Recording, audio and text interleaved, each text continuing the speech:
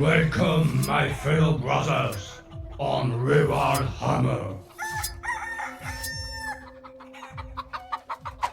Salut à tous les amis, salut à tous et bienvenue sur Rural Hammer, le podcast du Wargame à l'ancienne, pour un nouveau numéro de la petite gazette locale, la petite gazette rurale. Donc enfilez vos pantoufles, bourrez votre pipe, demandez à votre chérie de vous préparer un petit apéro bien convenable. Posez-vous donc, car on va passer en revue l'actualité de Game Workshop. Alors, cette actualité qui était, durant ce second semestre 2024, quelque part dans une forme d'hibernation, vœu avait été fait de laisser un petit peu Warhammer 40 000 tranquille, parce qu'il y avait d'autres choses à couvrir. On a eu AOS au début de l'été, on a eu Kill Team, il y avait d'autres choses à faire. Donc il y a eu cette grève du codex, il y a eu cette grève des nouveautés, il y a une data slate qui se fait largement attendre par les joueurs compétitifs. On leur a juste donné en automne un petit rééquilibrage en termes de coûts en points des différentes unités. La véritable data slate n'est pas encore sortie. Bref, le monde entier n'en pouvait plus. Pour ma part, j'avais accueilli ça de manière la plus détendue possible. Honnêtement, Warhammer 40 000 pourrait se passer d'actualité durant 1 an et demi, que je n'y trouverais rien à redire tant les projets se multiplient, tant le travail de peinture est plutôt intense. Donc moi, ça ne me dérange absolument pas. Cependant, au terme de ces 6 mois quelque part d'inactivité, depuis la sortie du codex Blood Angel et Agent de l'Imperium à peu près, au terme de ces 6 mois, Games Workshop nous envoie une sauce. Mais alors, une sauce, c'est simple. C'était attendre pour mieux rebondir quelque part, parce que là, le dernier reveal en ligne ayant eu lieu a brillé d'un éclat vraiment assez particulier. Avant d'en venir au reveal en lui-même, donc cet événement que tout le monde a suivi naturellement, qui était lié au championnat du monde d'Atlanta, passons en revue les quelques actualités qui ont traîné néanmoins. Alors, en premier lieu, on a eu le droit à un petit starter set Kill Team, qui cette fois est une boîte à tarif très réduit comparé à la boîte de lancement de la V3 regroupant les Vespito et les Tempestus. Cette fois, un petit starter set qui regroupe des figurines un petit peu réactualisées, donc Ultramarine face à la Death Guard, des figurines qui nous venaient de la gamme Heroes. Vous savez, ces gammes en blister, là, je sais plus trop la raison d'être de ce truc. En gros, des figurines un peu collector en édition limitée, elles vous sont reproposées ici. Donc tout en plastique naturellement. Ça n'a pas changé, donc c'est vraiment du quasi easy to build avec des socles préconstruits. Et donc Ultramarines face à la Death Guard dans une boîte à prix assez modique, on est à peu près à 80 balles, et qui regroupe donc un petit livre de règles et un set de décors en MDF pré-peint. Donc ça a un petit peu buzzé, et j'ai été surpris de voir de nombreux acteurs quelque part du média YouTube, Game Workshop en dire quand même du mal. Non, en fait, je veux dire, là, on est vraiment sur un starter set, ça veut dire, pensez, dès lors que vous parlez de ça, pensez à vous quand vous aviez 12-13 ans. Ce genre de boîte, honnêtement, c'est exactement ce dont vous avez besoin lorsque vous êtes un jeune ado sans le sou. Ici, vous partagez ça avec un pote, ça fait même pas 40 balles chacun. Vous sortez les figurines, vous les assemblez, vous les peignez, et vous avez une petite table avec les décors préconçus, prêts à l'emploi. Honnêtement, moi, je n'y trouve rien à redire. Ces décors, je les ai vus physiquement en magasin. Honnêtement, ils sont d'une qualité plutôt étonnante, que ce soit le matériau employé ou même la peinture, l'aspect global du truc. Ça tient largement la route, et si il faut mettre ça dans une boîte pour trouver une vraie boîte starter à prix convenable, je n'ai absolument rien à en redire. Et qui plus est, naturellement, ce set présente quelques avantages en termes de figurines. Et pour ma part, moi je l'ai acheté avec un copain, cette boîte, pour garnir mon effectif Death Guard, parce que les figurines Death Guard, elles sont superbes. Elles sont superbes, il y a une vraie petite direction artistique un petit peu différente des sets traditionnels, donc moi j'accueille ça de la meilleure façon. Donc d'ailleurs, ces sets de décor, du coup je les ai. Si ça vous intéresse, n'hésitez pas à me contacter, je crois que ce sera cadeau, parce que moi je ne m'en servirai pas. Néanmoins, honnêtement, la qualité est très cool, je ne vois aucune utilité de rager sur Game Workshop à ce sujet. On a vu fleurir des « Ah, si c'est ça l'avenir de Game Workshop, des décors en carton et blablabla ». Ouais, mais non, fermez-la en fait. On est sur une boîte pas chère, on est sur un starter set. Moi, je sais pas, le frère Maxou de 12-13 ans aurait été très content d'avoir des décors peints à l'époque où on se démerdait avec des boîtes à chaussures et des canettes de bière. Bref, petit starter set Kill Team quand même assez sympa. Ensuite, on a eu aussi des petites règles actualisées concernant la Kill Team Night Lord, qui profite désormais d'une datasheet dédiée et qui, à vrai dire, amène un petit peu de fraîcheur. Le détachement Night Lord, jusqu'à maintenant, il était assez boudé, voilà, pas assez vraiment efficace. Mais néanmoins, pour le gars qui a attaché corps et âme à ce chapitre, cette petite datasheet supplémentaire, elle est plutôt cool, quoi. Elle renforce le côté un peu oiseau de proie, parce qu'il gagne des bonus dès lors qu'il s'attaque à des unités diminuées. Donc on retrouve un petit peu le côté sadique, hein, évidemment. Bref, des petites règles Night Lords tout à fait cool. Et à vrai dire, quand je regarde les règles, il y a moyen d'en faire une unité de corps à corps qui ne plaisante pas trop, hein. Elle a quand même accès à pas mal d'armes spéciales, à pas mal de bonus. Elle peut se faire leader par tous les personnages dispo qui puissent leader un kit de légionnaire. Donc vraiment très cool. Disons que pour un joueur Night Lords, c'est du pain béni et on est très content pour eux. Du côté de l'actualité, on retrouve aussi, on a eu une couverture médiatique assez importante de l'événement Grande Narrative. C'était tout simplement le tournoi narratif de Game Workshop qui a eu lieu sur place à Atlanta. Donc sur Warhammer Community, ils ont couvert ça un petit peu sous la forme d'un blog. Donc, je vais pas en faire le tour aujourd'hui parce que c'est énorme. Honnêtement, ils ont couvert ça assez massivement et personnellement, ça m'a fait très très plaisir à tel point que rétrospectivement, là, ce fameux week-end de tournoi, je n'ai absolument rien suivi de l'événement compétitif et par contre j'ai lu tout ce qu'il y avait à lire sur l'événement narratif et putain ils ont poussé les curseurs très très loin en termes de tout, en termes d'immersion, en termes de scénario. Les mecs, ils ont fait un boulot assez dingue. Donc, vous avez accès à tout. C'est-à-dire tous les scénarios qui ont été utilisés pour cet événement narratif, ils sont dispo en ligne. Vous avez également le déroulement global de ce tournoi à vocation fun, quelque part. Ils ont fait des trucs assez ouf, quoi. C'est que par exemple, ils ont augmenté la température de la pièce. À un moment, ils ont fait péter le chauffage pour illustrer le fait que voilà, il y avait des réacteurs en surchauffe, etc. Donc, c'est assez énorme. Ça fait bien plaisir de voir Warhammer Community investi dans ce genre de truc. Et à vrai dire, à titre personnel, moi, je pense que je vais beaucoup m'en inspirer. J'ai pris pas mal de notes car certains d'entre vous sont peut-être au courant, mais il y aura probablement un événement Rural Hammer l'année prochaine, dont je vous parlerai assez vite. Donc stay tuned à ce sujet. En tout cas, cette couverture médiatique de l'événement narratif, franchement, je vous encourage à vous y intéresser avant que ça ne disparaisse dans les limbes de l'internet parce qu'ils ont fait un excellent boulot et on voit que l'éditeur vraiment dès lors qu'il s'agisse de revenir à un esprit de jeu un peu typique des White Dwarf des années 90, eh bien ils répondent présent. Et du côté compétitif, donc là je n'ai rien suivi parce qu'à vrai dire ça ne m'intéresse pas, j'ai juste regardé la liste qui était la grande gagnante de cet événement, donc c'était une liste custodes. Et tout est dit en fait. La liste est d'une tristesse infinie. À mon sens, c'est vraiment de la merde. Évidemment, on lui demande d'être efficace à cette liste, donc le lore, etc., on s'en fout.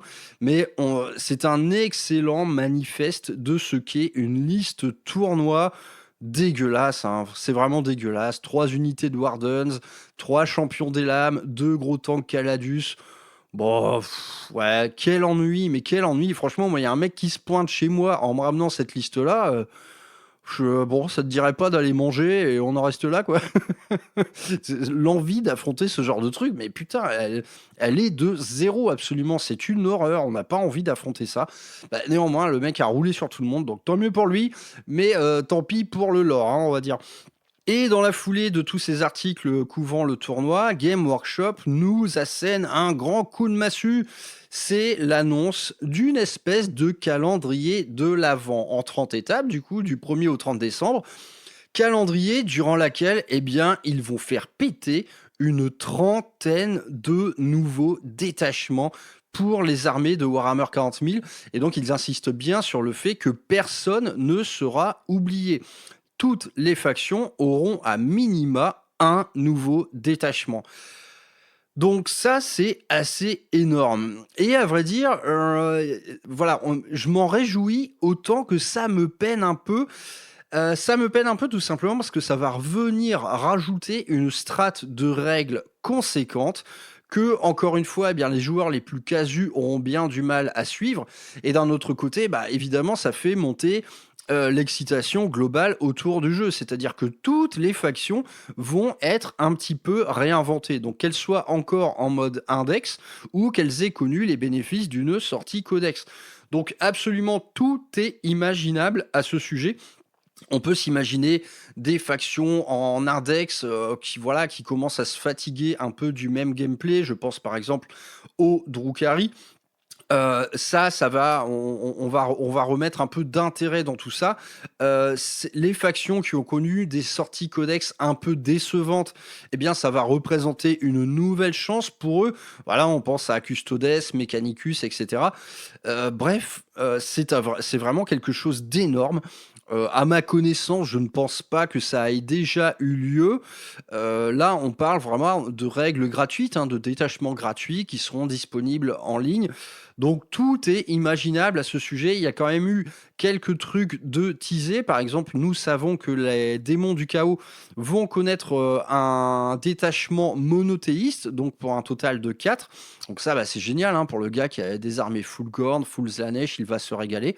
Bref, il y a énormément de trucs à imaginer à ce sujet. Les spéculations vont bon train. Tout le monde est en train de rêver à son petit détachement qui va sortir. On a également annoncé la sortie d'un véritable index Deathwatch. La Deathwatch qui, à l'heure actuelle, n'est plus vraiment jouable, hein, que ce soit dans le codex Agent de l'Imperium, c'est injouable. Bon, quelle forme ça va prendre? Est-ce qu'ils vont reprendre l'ancien index un peu réactualisé ou est-ce qu'ils vont vraiment réécrire le truc de fond en comble? Bon, pour ma part, il ne faut pas s'attendre à un grand bouleversement de ce côté-là. Je pense, la Deathwatch, je la vois mal traverser les âges à partir de maintenant. Bref, en tout cas, quelle que soit votre faction, vous allez connaître les honneurs d'un nouveau détachement. Alors, concernant les Space Marines, je me demande vraiment ce qu'ils vont faire de plus, parce qu'actuellement, à mon sens, tout est déjà très bien couvert. Pourquoi pas illustrer un peu des détachements qui parlent un peu de chapitres un petit peu en retrait, un petit peu oubliés. Voilà, Flèche Tireurs, Crimson Fist, tout est absolument possible. Mais en tout cas, cette annonce de calendrier de l'Avent, je pense que tout le monde va être bien logué sur Warhammer Community tous les matins pour voir quelles sont les nouveautés. Donc franchement, ça fait quand même bien plaisir. Et venons-en ensuite au gros événement, naturellement celui qui a fait parler tout le monde, ce rendez-vous en ligne qui vous a proposé les nouveautés en termes de figurines. Donc là, c'était vraiment un gros pavé dans la mare. On commence par le reveal de la Death Corps of Krieg. La Death Corps of Krieg qui est complètement réactualisée. Donc on peut parler carrément de nouvelles armées, hein, bien que tout ne soit pas encore couvert par rapport à ce qu'a été l'ancienne gamme Forge World. Mais du coup, annonce en fanfare et sortie d'une nouvelle boîte collector, donc suivant le modèle économique actuel, qui vous propose à chaque nouvelle faction une boîte avec le codex en édition collector, les cartes et tout un lot de nouvelles figurines. Donc là, des nouvelles figurines, il y en a partout. On y retrouve ce haut seigneur Marshall à cheval de toute beauté. Donc la Death Corps of Krieg reprend un design un peu sans surprise, hein. Néanmoins un petit peu réactualisé suivant le modèle qui a été celui du kit Kill Team, qui ajoutait un petit peu d'ajustement artistique ou esthétique par rapport aux unités Forge World. Ils ont gagné un peu en épaisseur, les soldats de Krieg, donc on suit la même veine pour toute cette nouvelle gamme. Et bon, ça commence par le haut seigneur Marshall qui est absolument fabuleux. On reprend les bons vieux destriers de Krieg avec leurs pattes complètement déformées. Donc on reste toujours dans cet esprit vraiment Première Guerre mondiale, stylisé à crever. Là on est vraiment dans l'iconique pur et dur. La Death Corps of Krieg, c'est magnifique. Et donc suit ce kit de cavalerie tout à fait génial. Les mouvements sont vraiment très bons. Je trouve qu'ils ont vraiment bien bossé la partie mouvement, hein. Ils ont pris expérience du kit de cavalier d'Attila, hein, sorti précédemment, qui était de toute beauté. On repart un peu sur les mêmes bases en termes de dynamisme, en termes de pose. Ces cavaliers des Corps of Krieg, ils sont superbes. On retrouve également un petit kit d'ingénieur qui fait bien plaisir. Donc une simple escouade de 5. On se demande si ça va être joué comme ça véritablement. Donc pour rappel, les ingénieurs des Corps of Krieg sont des espèces de sapeurs, hein. Ce sont vraiment des guerriers souterrains. Par le passé, on les voyait se transporter dans des espèces de brècheurs Hades, qui étaient des petits blindés foreurs. Ici, on n'a pas ça, on les retrouve à pied. Donc, visuellement, ils sont plus armurés que l'infanterie normale. Je trouve qu'il manque un petit peu de différenciation à ce niveau, et c'est vrai qu'ils ont une jolie petite armure en carapace qui devrait améliorer leur sauvegarde naturellement. Mais je trouve qu'il y a pas, peut-être pas assez de différence avec le kit normal. On aurait aimé, par exemple, avoir un casque foncièrement différent. Néanmoins, les figurines sont très belles. Je pense que ce kit sera riche en options. On y retrouve une espèce de petite foreuse téléguidée qui est toute mignonne. Des grenades à main. Là, on est vraiment dans le look complètement allemand. World War 1, c'est magnifique. On retrouve ensuite une batterie d'artillerie qui peut prendre 4 formes différentes. Cette batterie d'artillerie, elle vous est proposée sur un socle, mais putain, un socle géant encore. Là, on est vraiment sur le gabarit Dragon de AOS, par exemple. Un socle vraiment gigantesque qui va vraiment prendre de la place, hein, dans votre zone de déploiement. Je pense que ça va freiner quelques ardeurs, hein. Le mec qui s'imaginait en jouer 4, bah mon gars, va falloir faire de la place, hein, parce que ça prend une place folle. Kit super. J'attends de voir quand même quelles seront les options pour les servants. Est-ce qu'il y a moyen d'en monter vraiment plein de différents ou pas? Là, à vue de nez, on dirait bien cuit quand même, hein. Donc je pense qu'à minima, vous pourrez vous faire 2 socles d'artillerie complètement différents. Donc c'est tout à fait superbe. Et on trouve ensuite des nouvelles figurines qui, elles, ne seront pas dispo dans le set collector. Donc il y a déjà une escouade de commandement, mais bourrée de personnalité. Elle est magnifique. Et vous avez également tous les petits équipages d'armes lourdes qui, cette fois, sont un peu sans surprise. On garde un peu le kit standard cadien, par exemple. On y met juste des servants des Corps of Krieg. Mais néanmoins, il faut saluer l'effort qu'il y a quelques petites adaptations qui ont été faites, notamment l'usage de roues en espèce de fer forgé, hein, de roues vraiment à l'ancienne. Ça fait toute la différence à mon sens. Et on trouve également un lance-flamme lourd en équipe d'armes lourdes. Bon, pourquoi pas, c'est très cool. En tout cas, une gamme des Corps of Krieg qui, de base, fait envie, hein, évidemment qu'elle fait envie. Dans la boîte, cependant, on aurait aimé quand même voir un peu d'infanterie standard à pied. Là, on est vraiment sur une thématique très cavalerie. C'est vrai que ça manque un peu d'unités de base, parce que ces unités de base, bien, ce sont des kits Kill Team et il va nous en falloir beaucoup.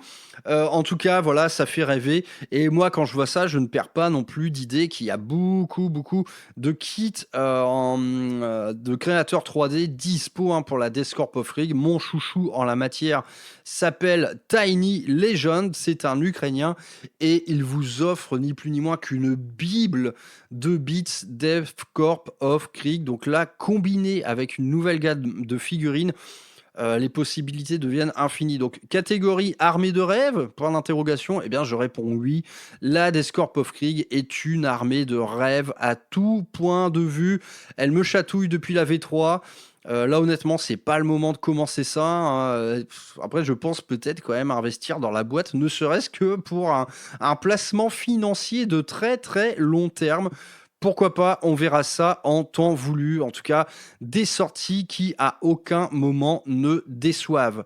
Profitons-en également pour parler de l'annonce de ce que sera le nouveau codex Garde Impériale, qui sera donc inclus dans cette boîte de Krieg. Donc un nouveau codex dont on ne sait pas encore grand-chose pour l'instant. Quelques détachements ont été teasés. On va y retrouver probablement le même découpage que dans les codex des autres factions, un peu à l'image du codex Space Marine. Vous aurez plusieurs types de détachements qui vont introduire des gameplays différents et en sous-texte, chacun sera plus ou moins affilié à un régiment que l'on connaît comme la Légion d'Acier, Catachan ou je ne sais quoi. Donc les paris sont ouverts. Qu'est-ce qu'on va trouver? Probablement un détachement de division blindée, un détachement qui jouerait peut-être plus sur le côté infiltration, guérilla, et peut-être un détachement également en mode horde, la bonne vieille marée d'infanterie de la garde impériale. À cette heure, nous n'en savons pas encore trop. En tout cas, il y a un indicateur qui ne trompe pas et ce sera le coup de gueule de l'émission, c'est la nouvelle Combat Patrol Garde Impériale. Alors, dans cette Combat Patrol, vous allez trouver pêle-mêle du commandement cadien, de la cavalerie mongole et des mecs tout droit sortis de Call of Duty Black Ops. C'est dire ce qui va probablement se passer encore pendant 2 ans de version concernant la garde impériale. J'en ai parlé il y a un petit moment dans une émission qui s'appelait À moi la garde, où je reprochais le côté complètement farfelu, complètement foutraque de ce que sont les listes d'armées garde impériale actuelles. C'est de la merde, je ne vois pas comment le dire autrement. À chaque fois, c'est pareil. On trouve Léontus qui s'entoure de super lourds, de Sentinelles, de Call of Duty Black Ops, de cavalerie mongole, d'ogres avec des matraques. Bref, ça ne ressemble à rien. On ne retrouve absolument pas ce qui fait tout le sel de la garde impériale, c'est-à-dire un aspect complètement régimentaire. Eh bien, ça m'a l'air d'être reparti pour un tour. Game Workshop a remis une pièce dans la machine à n'importe quoi, et cette combat patrol où se mélange tout et surtout n'importe quoi, eh bien nous dit une chose, c'est que ouais, la garde impériale comme on en a toujours rêvé, c'est pas encore pour tout de suite et c'est bien dommage.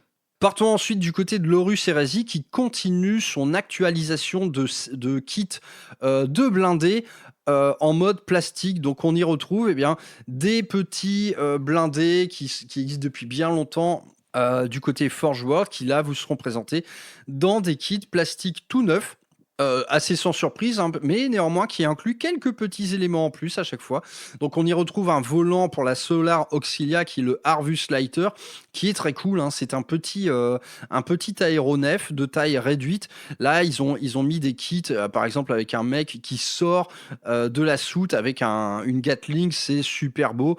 Le pilote est également mis à l'honneur avec un kit très détaillé. C'est vraiment très très bon. Et on trouve ensuite un gros classique qui est le Malcador.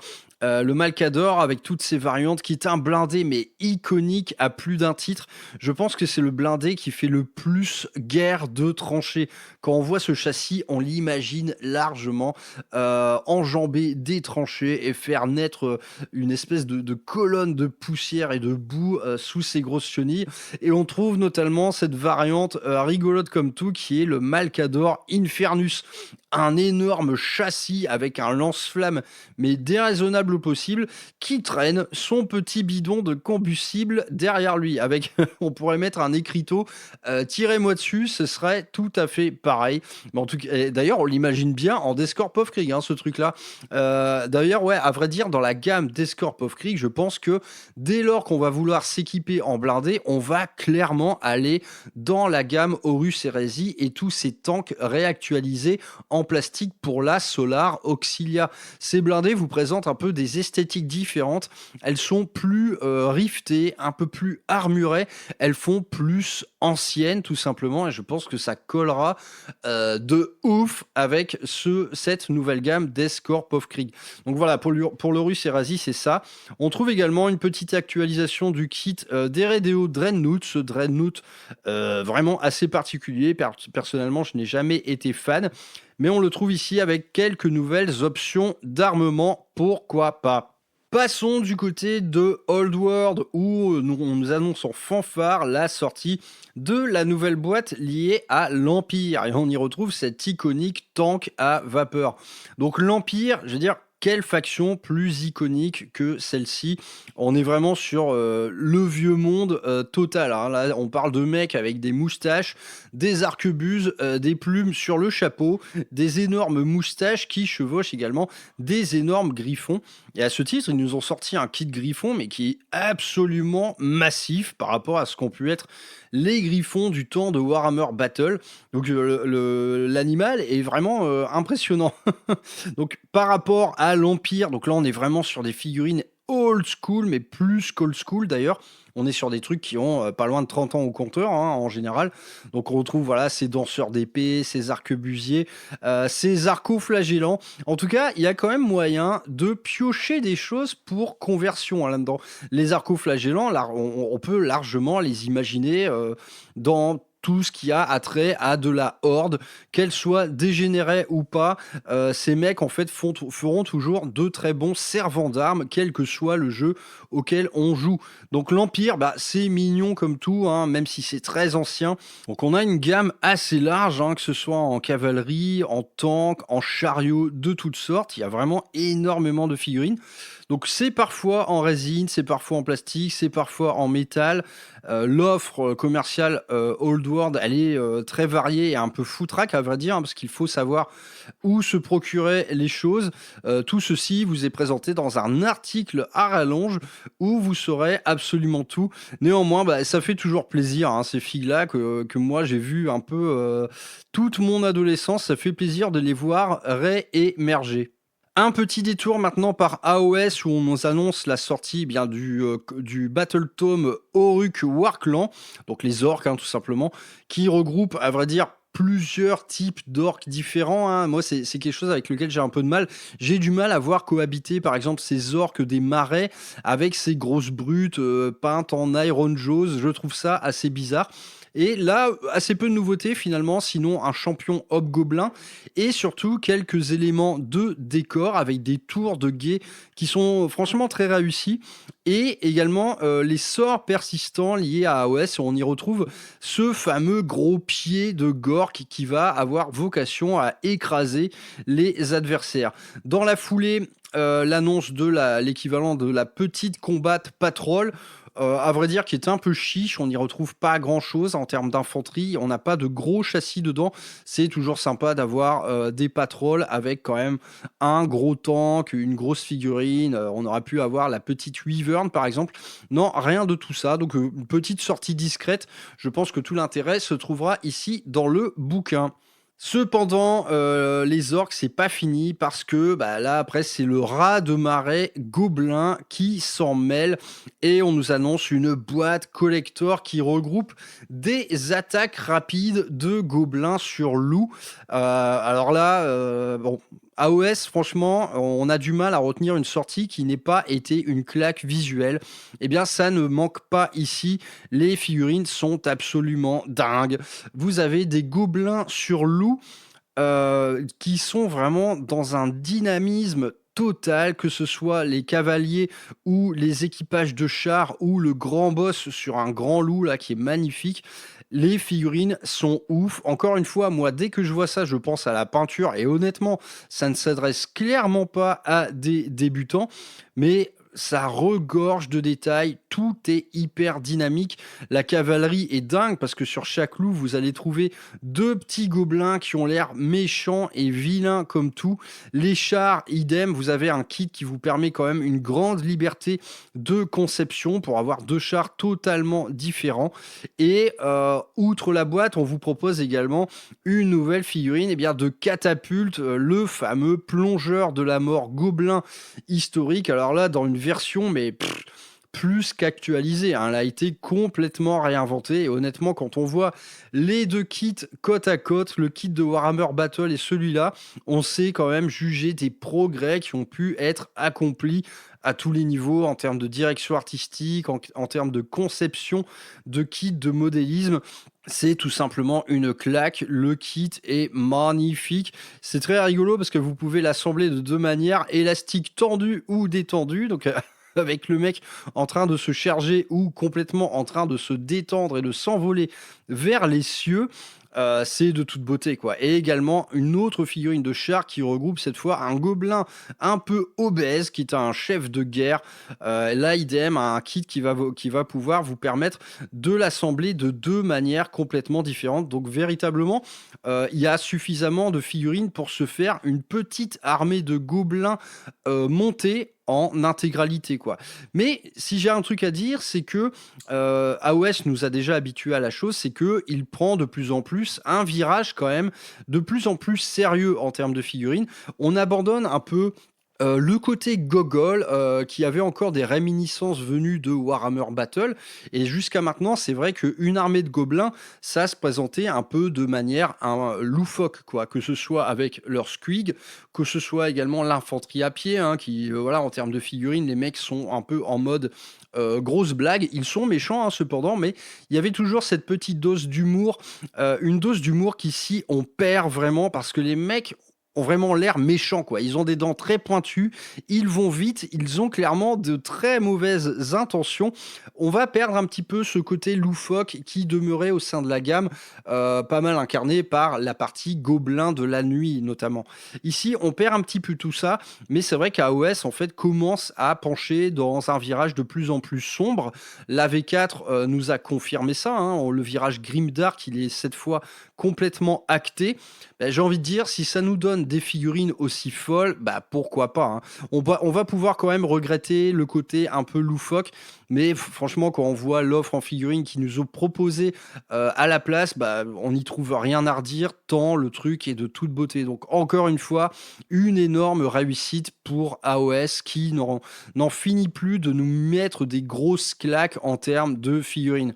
Et bah, cerise sur le gâteau, c'est quelque chose qu'on avait vu à moitié venir. C'est un énorme reveal du côté Eldar, et donc un reveal qui va achever d'actualiser la gamme entière de guerriers aspect. C'est la fin d'une attente longue de 30 ans pour certains. Cette fois, ça y est, la gamme entière de guerriers aspect répond présent sous la forme de kits plastiques actualisés, redesignés dans une moindre mesure, mais ça y est, on y est. Et également, tous les seigneurs Phoenix répondent désormais présents. Ne reste plus, à ma connaissance, que ce bon vieux Karandras qui n'a pas eu les honneurs d'une nouvelle sortie, alors que ces petits guerriers scorpions, eux, ont été actualisés récemment sous la forme d'un kit Kill Team. Alors là, bon, on va pas se mentir, c'est un peu la folie, hein. Que ce soit les nouveaux guerriers Phoenix ou les nouveaux guerriers aspect, tout est très cool. Néanmoins, on peut soulever quand même un certain conservatisme dans l'aspect Eldar. Et là, quelque part, on prend à rebours ce qui est, par exemple, la direction artistique d'un jeu comme AOS. AOS qui s'amuse à réinventer chacune de ses factions. Et bien ici, à Warhammer 40 000, on ne réinvente rien du tout. Les Eldar demeurent figés dans cet aspect qui est le leur, et bien depuis la V2. Les armures sont les mêmes, les armes sont les mêmes, les casques aussi.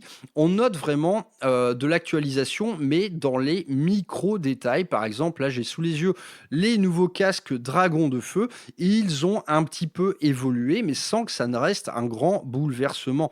Donc ça, on retrouve ça pour l'intégralité des guerriers aspect. Les sorties précédentes, hein, que ça a été les Vengeurs, les Banshees ou les Scorpions, répondent au même cahier des charges, quoi. On bouscule pas la table, on renverse pas la nappe, on fait pas sauter le restaurant, on demeure en terrain connu, un terrain connu qui est haut en couleur et qui a ses équipements un peu, disons qu'à l'époque de la V2, ça demeurait hyper futuriste en fait tout ça. Désormais, eh bien l'ensemble a pris un petit coup de vieux. Par exemple, quand on regarde un fuseur Dragon de Feu, ça a un aspect un peu cheap, quoi.